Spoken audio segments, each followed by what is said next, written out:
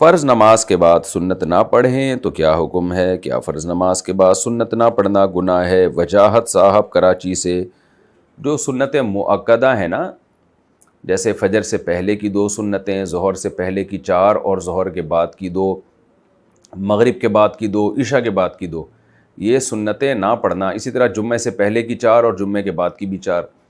تو یہ شخص قابل ملامت ہے، اس کے بارے میں گناہ کا خطرہ ہے، کیونکہ یہ نبی صلی اللہ علیہ وسلم نے بہت پابندی سے پڑھی ہے، اور فجر کی تو بہت ہی زیادہ تاکید ہے، تو اس لیے ان سنتوں کا اہتمام کرنا چاہیے۔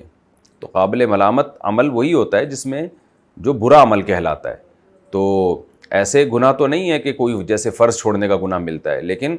ایسا بھی نہیں ہے کہ عام نوافل کی طرح کوئی چھوڑ دے تو کوئی حرج ہی نہیں ہے، تو حرج ہے، کیونکہ نبی صلی اللہ علیہ وسلم نے جب بھی یہ فرائض پڑھے ہیں تو ان کے ساتھ یہ 2 رکعتیں ایڈ کی ہیں آپ صلی اللہ علیہ وسلم نے، جن کو سنت مؤکدہ کہا جاتا ہے، تو اس لیے اس کا اہتمام کرنا چاہیے۔ ہاں کبھی کبھار چھوٹ جائے، کبھی بہت تھکاوٹ ہو یا سفر میں ہو آپ اور ٹریولنگ کر رہے ہوں، تو اس دوران اگر کبھی چھوٹ جائے تو گنجائش ہے، کوئی حرج نہیں ہے، لیکن فجر کی پھر بھی کوشش کریں کہ کسی صورت میں نہ چھوڑیں۔